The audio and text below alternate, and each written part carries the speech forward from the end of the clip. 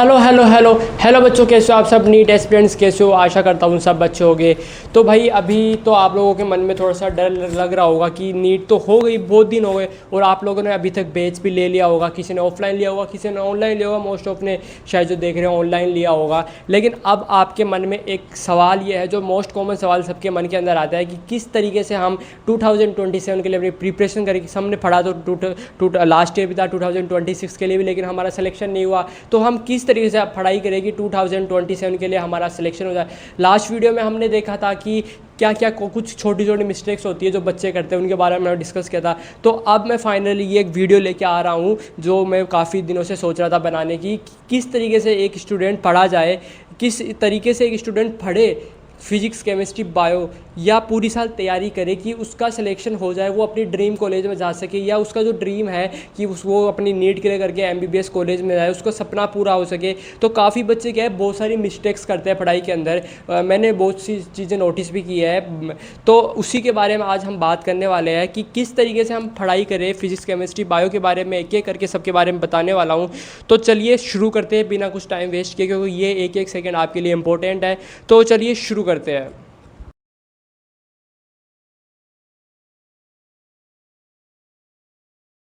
So hello welcome back to this channel. Myself Harshit Saini, first year MBBS student. 2025 में मेरा selection हुआ था। मेरे 530 मार्क्स थे, उससे बच्चे पूछते रहते, इसलिए मैंने बता दिया।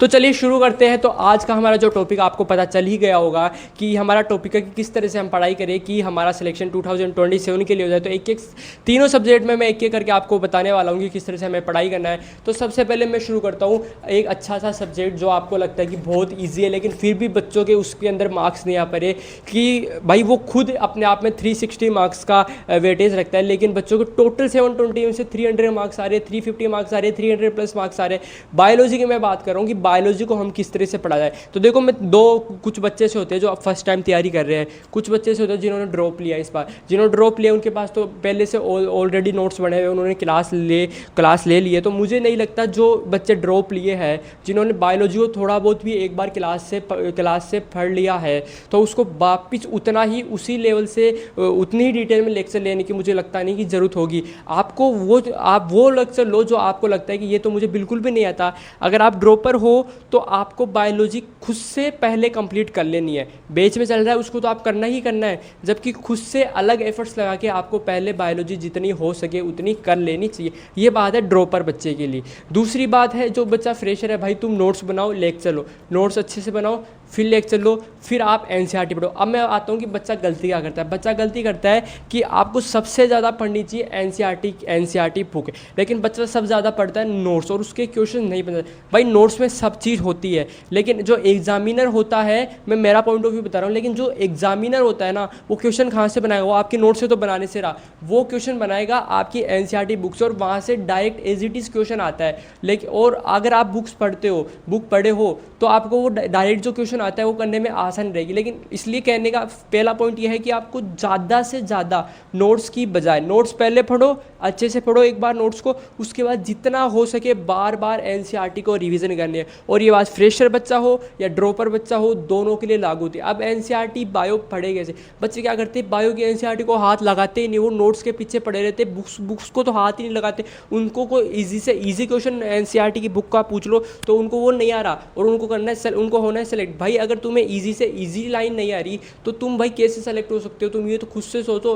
भाई पढ़ने की कोशिश करो, उसको याद करने की कोशिश करो। तो लेकिन सर उसको याद कैसे करें, हमें तो याद होता ही नहीं है। तो देखो, याद एज इट इज़ अगर आप उसको रटने की कोशिश करोगे तो वो आपको नहीं समझ में आएगी। आपको करना क्या है, आपको हर एक लाइन को, जो कि मैंने पहले बताया था, इमेजिन करना है। जैसे कि कोई भी एक लाइन लिखी हुई है, उसको माइंड के अंदर इमेज बनाओ उसकी, और उसको इमेजिन करो। उस लाइन को आप अपनी ऊपर जो लाइन आपने पढ़ा, ऊपर कोई टॉपिक अगर वो उससे रिलेट हो रही है तो उससे रिलेट करो। नीचे वाला लाइन, नीचे का जो टॉपिक पढ़ोगे, नीचे जो लाइन पढ़ोगे उससे रिलेट करो, और उस लाइन से रिलेटेड अगर कोई डायग्राम है तो उस डायग्राम से रिलेट करो। जब तक आप इमेजिन नहीं करोगे, रिलेट नहीं करोगे, खुद से नहीं सोचोगे, तो वो बायो की लाइन आपको समझ में नहीं आएगी। और ऐसे ही तीनों सब्जेक्ट के बारे में जब तक सोचोगे नहीं, समझोगे नहीं, कुछ नहीं होना। एज इट इज़ कोई क्वेश्चन नीट में नहीं आने वाला, खुद का दिमाग लगाना ही पड़ेगा। अब आपने लाइन पढ़ ली, इमेजिन कर लिया, तो थोड़ा आपको याद होगा। अब क्या करना है, जैसे ही आप दूसरे दिन पढ़ने जाओ, जैसे आज आपने एक मोनेरा किंगडम पढ़ा, अब आप नेक्स्ट डे कुछ दूसरा पढ़ने जा रहे हो, तो सबसे पहले बुक बंद रखो, और बुक बंद रखो और मन में सोचो कि कल आपने मोनेरा में क्या क्या पढ़ा है। बुक खोल के नहीं याद करना, रिवीजन बुक खोल के नहीं करना, मन में पढ़ो, मन में सोचो कि आपने क्या मोनेरा में पढ़ा। फिर जैसे आपको सब कुछ सोच लिया, वो लिखते जाओ, एक रफ कॉपी लेके बैठो और इस तरह से पढ़ो कि आप किसी दूसरे को पढ़ा रहे हो। और जब फिर आपने सोचा कि मैंने ये कल पढ़ा, फिर बुक खोलो और वो मोनेरा किंगडम देखो कि क्या पॉइंट आपने मिस किया। इस तरह से आपको रोज़ रिवीजन करते जाना है, क्योंकि आप जब खुद से सोचोगे और जो पॉइंट मिस होएगा वो पढ़ोगे तो आपको वो याद रहेगा। और इस तरह से आपको मल्टीपल टाइम रिवीजन करते रहना है। उसके बाद मैं आता हूँ डायग्राम से। एज इट इज़ डायग्राम ही नहीं आता। एक बच्चा तो बोलता है कि क्वेश्चन तो एमसीक्यू आते हैं, डायग्राम कैसे आएगा। अरे भाई, डायग्राम भी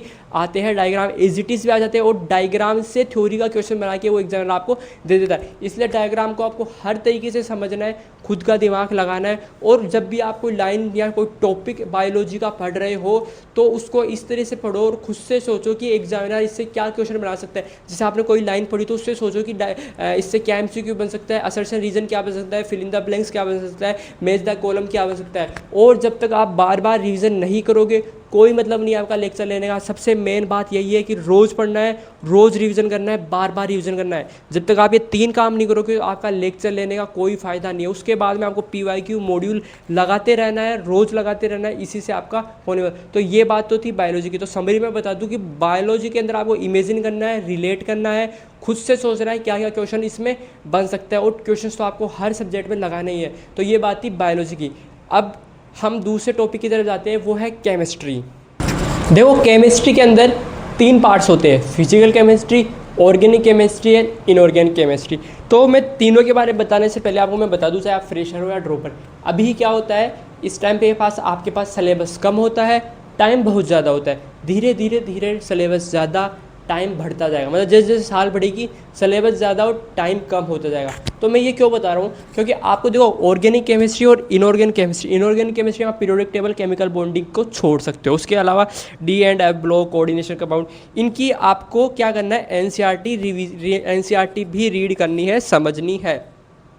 उससे क्या होगा, थ्योरी के क्वेश्चन जो NCERT से डायरेक्ट बनते हैं, कुछ क्वेश्चन जो इनसाइड दिए हुए होते हैं वहाँ से क्वेश्चन बनते हैं, वो आपके सही हो जाएंगे। देखो, अगर आपको अच्छी रैंक लानी है, अच्छे नंबर लाने हैं और बच्चों से आगे जाना है, तो उनसे ज़्यादा काम करना पड़ेगा। ऐसे नहीं हो सकता कि आप उनके इक्वल काम करो और उनके से ज़्यादा नंबर आए, नहीं, आपको उनसे ज़्यादा काम करना पड़ेगा। देखो, सबके पास 24 घंटे है, जिसकी AIR फर्स्ट आ रही है उसके पास भी 24 घंटे ही है पढ़ने के लिए, और जिसका सिलेक्शन नहीं हो रहा उसके पास भी 24 घंटे ही है। अब आप बोलते हो सर हमें तो टाइम ही नहीं मिलता पढ़ने का, तो भाई सबके पास टाइम तो सेम है, लेकिन वो मैनेज करें। क्यों? क्योंकि उन्हें रैंक चाहिए, वो उनको सिलेक्शन चाहिए, तो वो खुद से एफर्ट्स लगाते हैं भाई, कि वो मैनेज करते हैं खुद से काम। तो जब तक आप खुद से नहीं सीखोगे ना कुछ करना, तो देखो, आप यहाँ पर आपका सिलेक्शन हो या नहीं हो, लेकिन अगर आप अच्छे से फुल्ली प्रिपेयर्ड होकर प्रिपरेशन करते हो तो आप कुछ ना कुछ तो अच्छा सीख के ही जाओगे यहाँ से। इसलिए खुद से एफर्ट्स लगाओ अगर आपको उनसे ज़्यादा और बच्चों से ज़्यादा नंबर लाना है। तो आपको ऑर्गेनिक केमिस्ट्री, इनऑर्गेनिक केमिस्ट्री के मैंने बताया, NCERT पढ़नी है। और कब पढ़नी है भाई? अभी से शुरू करो, क्योंकि अभी आपके पास टाइम ज़्यादा, सिलेबस कम है। एक बार रीड कर दो, अंडरलाइन कर दो, जब सर पढ़ाए तो उसे वापस पढ़ो। एक बार पढ़ने से तो कुछ नहीं आएगा भाई आपको, जब तक 2 3 4 बार, जितना हो सके उतनी बार आप नहीं पढ़ोगे तो आपको कुछ नहीं आएगा। और फिर मैं शुरू करते हैं, अब शुरू करते हैं अपन फिजिकल केमिस्ट्री से। ये तो हो गई मेन बात जो मेरे को बतानी थी। अब है फिजिकल केमिस्ट्री। देखो, फिजिकल केमिस्ट्री में न्यूमेरिकल्स भी आते हैं, थ्योरी के क्वेश्चंस भी आते हैं। अब देखो करना क्या है, जैसे मैंने बताया फिजिकल केमिस्ट्री में जैसे एटॉमिक स्ट्रक्चर है, मोल कॉन्सेप्ट है, थर्मोडायनेमिक्स है, इक्विलिब्रियम है, बाकी इलेक्ट्रोकेमिस्ट्री वगैरह चैप्टर है। ईजी चैप्टर है, हार्ड चैप्टर नहीं है। हार्ड देखो, कुछ भी चीज़ हार्ड होती है एक पोर्शन, कुछ ना कुछ अब देख इजी से इजी टॉपिक का भी हम हार्ड से हार्ड क्वेश्चन बना सकते हैं, इसलिए आप किसी एक पूरे चैप्टर को हार्ड नहीं बोल सकते। हार्ड होता है उसका एक क्वेश्चन या कुछ एक पोर्शन। तो देखो फिजिकल केमिस्ट्री कैसे बना, जैसे आपने कुछ भी लिया, जैसे मैं मान लो आप एटॉमिक स्ट्रक्चर पढ़ रहे हो तो उसके अंदर रेडियस पढ़ रहे हो, आप एटम की रेडियस पढ़ रहे हो, तो आपको करना क्या है, सबसे पहले टॉपिक का नाम पढ़ो, क्या है एटम की रेडियस। उसके बाद में आप ये देखो क्लास के अंदर कि सर ने क्या थ्योरी का क्वेश्चन, क्या थ्योरी का पोर्शन आपको बताया कि इस टॉपिक से रिलेटेड क्या थ्योरी का पोर्शन है। और ये जो मैं बता रहा हूँ ये सेम चीज़ आपको फिजिक्स में लागू करनी है, इसलिए ध्यान से सुनना। टॉपिक के बाद में क्या थ्योरी का पॉइंट है, उसके बाद में सर ने क्या फॉर्मूला बताया, एट द एंड आपको फॉर्मूले पे जाना है। फॉर्मूला क्या है पता चल गया, थ्योरी पॉइंट क्या है वो आपको आना ही चाहिए। अब फॉर्मूला हमें कैसे याद रहेगा, या तो उसकी ट्रिक्स बनाओ आप खुद से कि किस तरीके से आप बहुत सारे फॉर्मूलों के बीच में उस स्पेसिफिक फॉर्मूला का आप याद रख सकते हो। फिर उसके बाद सर ने क्या क्वेश्चंस करवाया उस क्वेश्चन पे ध्यान दो, और लेक्चर खत्म होने के बाद में खुद से उस क्वेश्चंस को सोल्व करो बिना देखे। और फॉर्मूला तभी याद होगा जब आप क्वेश्चन सोल्व करोगे। क्लास हो गई, उसके बाद में आपको रिवीजन करना है। रिवीजन में वही टॉपिक का नाम, क्या थ्योरी पॉइंट है, क्या फॉर्मूला है, सर ने क्या क्वेश्चन कराया। उसके बाद खुद से पीवाईक्यू करो। पीवाईक्यू ऐसे नहीं कि आपने जो सर ने बताया वो एज इट इज़ आपको मिल जाएगा, या आप मॉड्यूल सोल्व करो या डीपीपी सोल्व करो, जो एज इट इज़ दिख रहा है वो आपको मिल जाएगा। नहीं, खुद से सोचना पड़ेगा कि सर ने ये फॉर्मूला बताया, ये थ्योरी का पॉइंट बताया था, तो इससे क्या मैं घुमा फिरा के ऊपर नीचे वाले टॉपिक से रिलेट करके इस क्वेश्चन को सोल्व कर सकूँ। आप जिस दिन ऐसे सोच कर ऊपर नीचे वाला टॉपिक से रिलेट करके घुमा फिरा के करने की कोशिश करने लग जाओगे तो उस दिन आपके क्वेश्चन भी बनने लग जाएंगे। ये भाई इंपॉर्टेंट बात है, सुन लेना। जब तक खुद से आप नहीं अपना दिमाग लगाओगे कुछ नहीं होगा। नीट में भी कुछ ना एज इट इज़ कुछ नहीं आता। आपको अपने माइंड का विकास करना है, अभी से डेवलप करना है कि किस तरह से आप उल्टा सीधा सोच कर आपको एट द एंड क्वेश्चन का आंसर लेके आना है, वो आप कैसे भी सोच कर लेके आओ। वो तभी आएगा जब आप नोट्स अच्छे से पढ़ोगे, क्वेश्चंस अच्छे से करोगे, प्रैक्टिस करोगे और फॉर्मूला को रिवीजन बार बार करते हो। इस तरह से आपको एक टॉपिक का रिवीजन करना है। और जैसे आज आपने एटम की रेडियस पढ़ ली, तो आप जब कल आप दूसरा टॉपिक पढ़ रहे हो तो रेडियस को क्विक रिवाइज करो कि मैंने ये पढ़ा था। और जब एक चैप्टर कंप्लीट हो जाए, जैसे मैं फिजिकल केमिस्ट्री बात कर रहा हूँ, चैप्टर कंप्लीट हो जाए तो बैठो एक दिन टॉपिक वाइज हर एक टॉपिक के फॉर्मूला लिखते जाओ अपने हाथों से। बच्चे सोचते हैं कि हम प्रिंट निकलवा लेंगे, हमें तो ऐसे लगता है कि यार सब कुछ इंपॉर्टेंट। अरे भाई तुम नीट की तैयारी कर रहे हो, इतना तो तुम खुद से दिमाग लगाना शुरू करो कि क्या इंपॉर्टेंट है क्या नहीं है। भाई एक टॉपिक है, टॉपिक से रिलेटेड क्या इंपॉर्टेंट और क्या फॉर्मूला, यही तो लिखना है उसके अंदर। अब पूरा शॉर्ट नोट्स के अंदर पूरे नोट्स तो लिखना नहीं है, तो खुद से बनाओ। जब तक खुद से नहीं लिखोगे कुछ नहीं होगा। और उस शॉर्ट नोट्स को आप हर एक एग्जाम से पहले रिविजन करते जाओ। और ये जो शॉर्ट नोट्स हो गया आपको मेन एग्जाम से पहले बहुत बहुत अच्छे से काम आने वाले हैं, क्योंकि मोटी बुक को पढ़ने से अच्छा है आप एक पेज को पढ़ो, उसमें ज़्यादा कॉन्फिडेंस आता है। उसके बाद में बात करूँ ऑर्गेनिक केमिस्ट्री और इनऑर्गेनिक केमिस्ट्री। ऑर्गेनिक केमिस्ट्री में रिएक्शंस आती है, आपको एनसीईआरटी तो पढ़ना ही पढ़ना है। जीओसी और आईयूपीएससी और जीओसी तो आपको अच्छे से आनी ही चाहिए।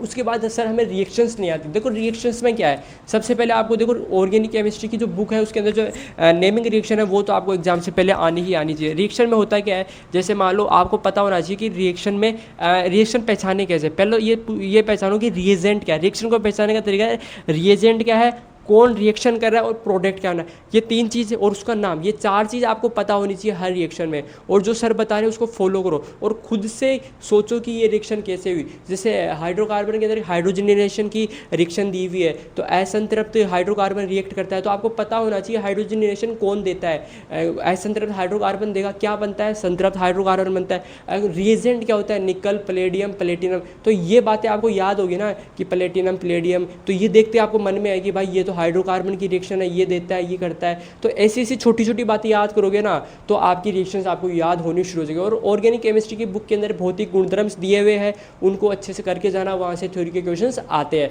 इनऑर्गेनिक केमिस्ट्री के अंदर ही आपको नोट्स पढ़ना है, एनसीईआरटी पढ़नी है। और बार बार जब तक आप इनऑर्गेनिक केमिस्ट्री को नहीं पढ़ोगे वो समझ में नहीं आएगी। थोड़ी सी डिफिकल्ट लगती है इनऑर्गेनिक केमिस्ट्री, लेकिन उसको बार बार जब तक आप रिवाइज नहीं करोगे ना तब तक आपको समझ में नहीं आएगी। इसलिए ज़्यादा अगर आप टाइम दो तो इनऑर्गेनिक केमिस्ट्री को दो, क्योंकि उसमें क्या थोड़ा अटपटा सा लगता है, फर्स्ट टाइम में समझ में नहीं आता और भूल जाते हैं हम, क्रम वगैरह सीक्वेंस उसमें ज़्यादा रहते हैं। तो कोशिश करो कि आप ज़्यादा से ज़्यादा चीज़ों को कैच कर पाओ। फिर उसके बाद में ये बात होगी केमिस्ट्री की। और क्वेश्चंस डेली रिवीजन करना करना ही करना है, क्वेश्चंस लगाने लगाने, आज पढ़ा उसको कल भी रिवीजन करना है और आज तो करना ही करना है, डेली क्वेश्चन लगाना है। और जिस एनर्जी के साथ आज पढ़ रहे हो उसी एनर्जी के साथ लास्ट तक आपको टिके रहना है। अगर सिलेक्शन चाहिए तो भाई करना पड़ेगा, मेहनत करनी पड़ेगी। आपके पास भी 24 घंटे है, जिसका सिलेक्शन होगा या जिसका सिलेक्शन आज तक हुआ है उसके पास भी 24 घंटे ही है। फ़र्क इतना है कि वो मैनेज करता है, तुम सिर्फ अपनी प्रॉब्लम्स के पीछे पड़े रहते हो कि भाई मेरे पास तो टाइम नहीं होता, वैसे नहीं होता वैसे। आप चेक करो कि आप कहाँ फंस रहे हो, ये देखो कि आपका टाइम कहाँ लग रहा है आपको। अब देखो जैसे एटॉमिक स्ट्रक्चर में बताऊँ, अच्छे से आप पढ़ो तो 2 से ढाई घंटे का चैप्टर है। अगर आप उसके अंदर दे रहे हो 10 घंटे, तो आपने क्या वो 10 घंटे की पढ़ाई करी? नहीं, एक्चुअली में तो वो 2 से ढाई घंटे का ही चैप्टर था, तो आपने कम से 8 घंटे तो आपने वेस्ट ही किए ना। अगर 2 घंटे का चैप्टर मैं बता रहा हूँ एग्जाम्पल के तौर पर कि वो 2 घंटे का चैप्टर हो जाता है वो 2 घंटे के अंदर, तो आप उसको 10 घंटे दे रहे हो, तो एक्चुअली में आपने 8 घंटे तो आपने टाइम वेस्ट ही किया ना। तो ऐसे देखो कि जिसमें जितना टाइम देना है उतना ही टाइम दो। बोल रहे सर हमें तो बहुत ज़्यादा टाइम लग जाता है, रिवीज में हो नहीं पाता, तो भाई कोशिश करो। आज नहीं करोगे तो कभी नहीं कर पाओगे। ऐसे करते करते कब मई आ जाएगी आपको पता भी नहीं चलेगा और फिर से ड्रॉप लेने की ज़रूरत पड़ जाएगी। इंसान सामने वाला आपको सिर्फ मोटिवेशन दे सकता है, वो 1 दिन चलेगी 2 दिन चलेगी, लेकिन करना तो आपको ही पड़ेगा। खैर जो भी है करना आपको ही है। अगर आपको सिलेक्शन चाहिए तो आप करोगे, नहीं चाहिए तो आप नहीं करोगे, ऐसे ही टाइम पास करते रहोगे। उसके बाद मैं आता हूँ फिजिक्स के ऊपर। तो अब हम बात करते हैं फिजिक्स की, जो सब बच्चों को भाई डरा के रख रखा है यार। मतलब बच्चे क्या करते हैं भाई, हमें तो फिजिक्स समझ में नहीं आ रही भाई, डर लग रहा है फिजिक्स से। फिजिक्स की आदत बच्चों का सिलेक्शन रोक देता है। वो पता उनसे क्वेश्चन ही नहीं मिलते। बच्चों का क्वेश्चन नहीं होता है, क्वेश्चन सोल्व नहीं हो रहे, न्यूमेरिकल सोल्व नहीं हो रहे, नंबर नहीं आ रहे। अरे भाई कैसे आएंगे? क्या तुझे नोट्स याद है? क्या तुझे फॉर्मूला याद है? सच सच बता, खुद से सोच, तू जहाँ से भी वीडियो देख रहा है अभी, तुझे फॉर्मूला याद है? तूने नोट्स अच्छे से प्रिपरेशन कर रखी है? क्या तू उतना टाइम नोट्स को देता है, उतना टाइम प्रैक्टिस करता है जितना टाइम तुझे देना चाहिए? क्या तू रोज़ रिवाइज़ कर रहा है? क्या तू फॉर्मूला को रोज़ रोज़ रिवाइज़ कर रहा है? नहीं कर रहा ना, तभी तो क्वेश्चन नहीं मिल रहे। तूने क्वेश्चन देखा, सर ने 1D पढ़ाया, सर ने एक क्वेश्चन बता दिया, तू मॉड्यूल करने जा रहा है, डीपीपी करने जा रहा है, एज इट इज़ क्वेश्चन थोड़ी मिलेगा तेरे को कि सर ने बताया ऐसे ऐसे करना बेटा ये, तो तू सेम वो चीज़ वहाँ पे जाके फॉलो कर, नहीं मिलेगा ना, नहीं मिलता भाई। खुद का दिमाग लगाना पड़ता है। क्या तू खुद का दिमाग लगाता है? सोच एक बार। तो देख भाई, फिजिक्स की मैं बात करूँ, फिजिक्स टफ नहीं है। हाँ सुनने में अजीब लगेगा। देखो आपकी जो बुक है ना, वही बुक 11th-12th बोर्ड में आती है, वही बुक नीट में आती है, नीट के सिलेबस में, और वही बुक जेई में आती है। देखो बोर्ड के अंदर इजी क्वेश्चन बन जाते हैं, नीट में थोड़े से हार्ड बनते हैं कंपैरिजन टू जेई में बहुत ज़्यादा डिफिकल्ट बनते हैं, लेकिन बुक तो सेम है, क्वेश्चंस के लेवल अलग अलग है। मतलब होता क्या है कि आप क्वेश्चंस को देखते हैं कि फिजिक्स हार्ड है, भाई फिजिक्स हार्ड नहीं है।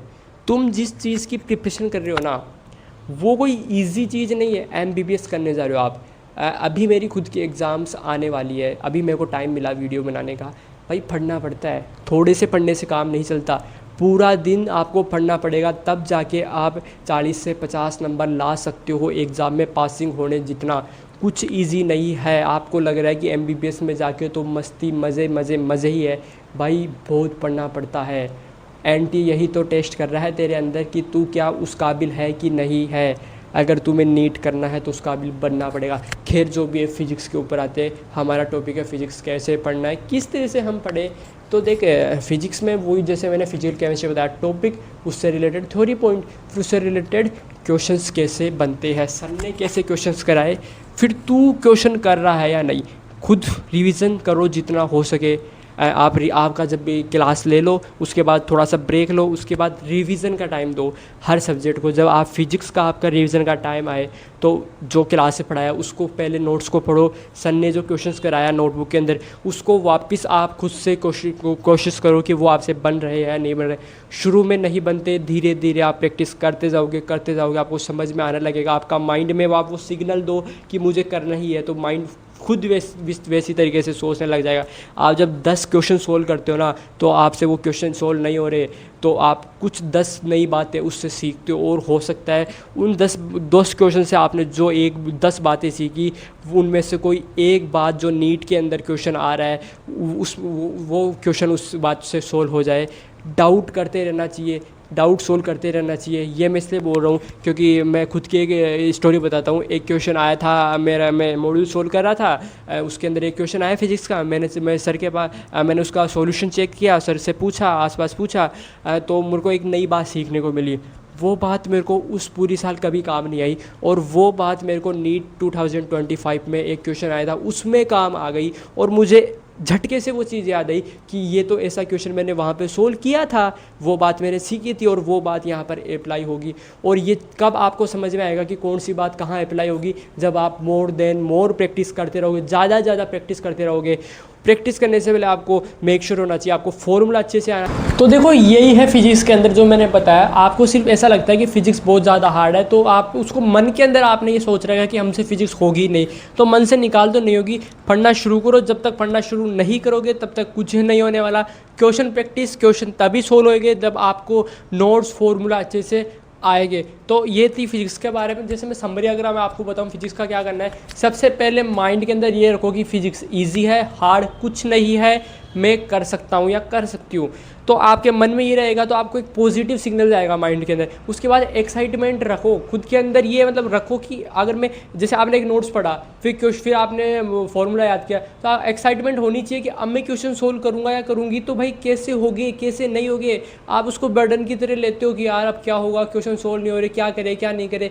तुम भाई प्रैक्टिस करते जाओ, नोट्स अच्छे से कर लिया, फॉर्मूला अच्छे से याद कर लिया, अब तुम प्रैक्टिस करते जाओ और नोट्स और फॉर्मूला का रोज़ रिवाइज करते जाओ, तो ज़रूर आपसे क्वेश्चन बन जाएंगे। और लास्ट बात और सबसे इंपॉर्टेंट बात जो मैं आपको बोलने वाला हूँ, वो बात अच्छे से सुनना। अगर आप चाहते हैं नीट 2027 में आपका सिलेक्शन हो, तो आज मेरे से आप ये प्रॉमिस करो, मेरे से नहीं खुद से ये प्रॉमिस करो, अपने सपनों से ये प्रॉमिस करो कि तुम अगर स्पेशल अगर तुम नीट हिंदी मीडियम के स्टूडेंट हो, तो कभी तुम ये नहीं सोचोगे कि हिंदी मीडियम का सिलेक्शन नहीं होता। दुनिया बोल रही है, कोई दूसरा बोल रहा है, गाँव वाले बोल रहे हैं, बाहर वाले बोल रहे हैं, उनको बोलने दो, उनका जवाब तुम अपने सिलेक्शन से देना। जब तक तुम्हारा सिलेक्शन नहीं होता, ये बात तुम्हारे मन में नहीं आनी चाहिए। सेकंड बात जो हर एक बच्चे के मन के अंदर आती है कि मेरा होगा या नहीं होगा। बच्चे पढ़ रहे, पूरे दिन पढ़ते जा रहे, अचानक से उनके मन में आ जाता है कि मेरा सिलेक्शन इस बार भी हुआ या नहीं होगा, या नहीं होगा, नहीं होगा तो क्या होगा। भाई तुम्हें इस बात को नहीं सोचना कि तुम्हारा सिलेक्शन होगा या नहीं होगा, तुम्हें विश्वास होना चाहिए अपनी पढ़ाई पर। तुमने पूरे दिन जो पढ़ाई करी, तुमने पूरे साल जो पढ़ाई करोगे, तुमने अपनी मेहनत पर विश्वास होना चाहिए। अगर तुम सही डायरेक्शन के अंदर जो तुम्हें बातें बताई जा रही है उसको फॉलो करते करते प्रॉपर पढ़ाई करोगे तो तुम्हारा सिलेक्शन होगा। जैसे ही अगर तुम्हारे मन के अंदर ऐसी नेगेटिव बातें आती है ना, तो उसी टाइम पे ये सोचा करो क्यों नहीं होगा, मुझे अपनी मेहनत पे विश्वास है, मैं करके रहूँगा या रहूँगी। और थर्ड बात, आप कभी ये नहीं सोचो कि पेपर हार्ड आएगा इजी आएगा, किस मोड पे आएगा। बस तुम ऐसा अपने माइंड को ऐसे सिग्नल दो कि ऐसे प्रिपेयर रहो कि पेपर चाहे हार्ड आए, इजी आए, मॉडरेट आए, कैसा भी आए, किसी भी मोड में हो, तुम्हें सिर्फ जाके वहाँ पे क्वेश्चन सोल्व करना है और तुम्हें अपना एक मेडिकल सीट फिक्स करनी है। तो जो आपको बताया जा रहा है उसको फॉलो करो, पक्का आपका नीट 2027 में सिलेक्शन होगा। काफ़ी बच्चे मुझे पता है इन बातों को फॉलो नहीं करेंगे, कुछ बच्चे आधी बातों को फॉलो करेंगे और कुछ बातों को फॉलो करेंगे। अगर आपको अपना सिलेक्शन चाहिए तो बातों को फॉलो करना पड़ेगा, खुद का दिमाग एक्स्ट्रा दिमाग लगाना बंद कर दो। कई बच्चे बोलते हैं आज हम पढ़ लेंगे, क्वेश्चन 10 दिन बाद कर लेंगे। भाई तुम खुद का दिमाग लगा रहे हो, फिर नीट में भी नंबर उसी तरीके से आएंगे। तो बस कहना इतना ही है, जो आपको बताया जा रहा है उसको फॉलो करो, टीचर्स को फॉलो करो, बेच में जो आपको कंटेंट दिया जा रहा है वो सफिशिएंट है, उसको फॉलो करो, क्वेश्चन प्रैक्टिस करते जाओ, तुम्हारा सिलेक्शन होकर रहेगा। तो ये कुछ मैंने अपने बताया अपने जो एक्सपीरियंस से कि क्या कुछ कैसे पढ़ना चाहिए फिजिक्स केमिस्ट्री बायो को। बहुत लोगों का सवाल रहता है कि किस तरह से पढ़े सिलेक्शन हो, तो जितना हो सका मैंने बताया। अगर आपका और भी कुछ क्वेश्चंस हो तो आप कमेंट में डाल सकते हो, मैं उसका जवाब देने की पूरी कोशिश करूँगा। अच्छी लगे तो लाइक शेयर कमेंट ज़रूर करना। Thank you, all the best.